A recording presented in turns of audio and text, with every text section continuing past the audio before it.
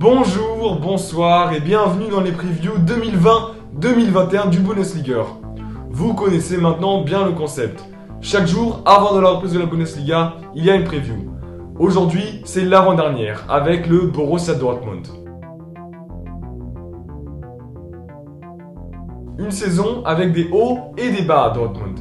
Un début de saison mitigé par rapport aux attentes, un peu comme le Bayern. Jadon Sancho était justement à l'image de ce début de saison. Il a eu la première crise de sa carrière en enchaînant quelques mauvaises performances, mais il a tout de suite retrouvé son excellent niveau de jeu en deuxième partie de saison.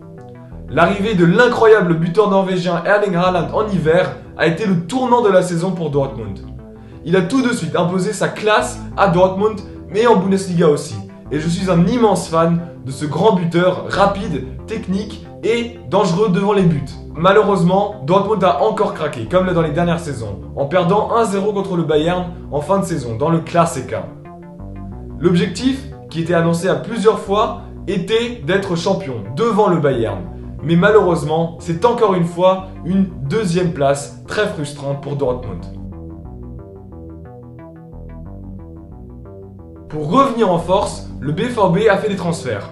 Un mélange entre jeunes talents et joueurs confirmés. Emre Can, 26 ans, a été finalement acheté pour 26 millions de la Juventus de Turin après son très bon prêt la saison dernière. C'est un joueur pas forcément très technique, mais il donne tout en défense surtout. Thomas Meunier, le latéral droit belge, arrive libre du PSG. J'apprécie le joueur pour son franc-parler et son endurance. Il y a aussi un prêt qui peut être très intéressant, celui du méga talent brésilien Reinier de 19 ans, qui donc arrive pour 1 an du Real Madrid. Il n'a pas eu beaucoup de temps de jeu là-bas, et il espère trouver un peu plus de temps de jeu en Bundesliga. Et moi j'ai déjà hâte de le voir se faufiler entre les défenses de Bundesliga. Mais il y a encore un transfert, et celui est mon joueur à suivre pour la saison. Jude Bellingham, anglais âgé de 17 ans, arrive de Birmingham City pour 26,5 millions d'euros. Le milieu box-to-box très talentueux a encore beaucoup de marge pour progresser. Et je pense que la Bundesliga, et en plus particulier Dortmund, est le choix idéal pour lui. Jadon Sancho, son compatriote, a joué un grand rôle pour l'attirer justement dans son club. Et j'espère que Bellingham va tout de suite trouver une place de titulaire au BVB. Du côté des départs, il y a surtout une perte qui fait très mal. C'est celle d'Achraf Hakimi, qui a vu son prêt se terminer et qui a préféré rejoindre l'Inter Milan cet été plutôt que Dortmund. C'était pour moi l'un des meilleurs joueurs de Dortmund la saison dernière, et je crains que Thomas Meunier ne puisse pas complètement le remplacer sur le côté droit. Il y a aussi la vente d'Ömer Toprak pour 4 millions d'euros, c'est d'ailleurs leur seul revenu cet été. Le défenseur central, Leonardo Balerdi, part pour un prêt d'1 an à l'Olympique de Marseille.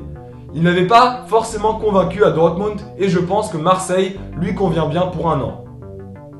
Mais il y a aussi Mario Götze qui a vu son contrat se terminer sans pouvoir être prolongé. Il cherche encore un club aujourd'hui et j'espère qu'il va trouver un club où on lui donnera la confiance et il pourra à nouveau briller. C'est une dure réalité pour le champion du monde de 2014, lui qui a inscrit le but de la victoire. Évidemment, Dortmund vise le titre. Ce sont les rivaux numéro 1 du Bayern en Allemagne. Mais cela fait maintenant 8 saisons que les Bavarois finissent en tête. L'effectif est bondé d'énormes talents et qui ont encore tous leurs plus belles années devant eux. Le fait que Jadon Sancho préfère rester plutôt que de partir est un signal très fort car il montre que les jeunes stars préfèrent rester à Dortmund, préfèrent évoluer encore plus à Dortmund et gagner un titre ici. Mais par contre, je pense que cela ne sera pas possible. Le Bayern est juste trop fort. Et même si Dortmund joue une meilleure saison, ils craqueront en fin de saison, comme c'était le cas les 2 dernières années. Ils n'ont pas assez d'expérience par rapport au Bayern, et ils n'ont pas le mental assez solide. Donc, si Dortmund finit encore deuxième, je suppose aussi que ce sera la dernière saison de Lucien Favre sur le banc jaune et noir. Il faut un titre, sinon au revoir. C'était donc la preview pour le Borussia Dortmund. Quel est votre pronostic pour la saison des Schwarz-Gelben, les jaunes et noirs? Écrivez-le dans les commentaires. En attendant la preview de demain, qui sera la dernière, je vous souhaite une bonne journée, une bonne soirée, und tschüss!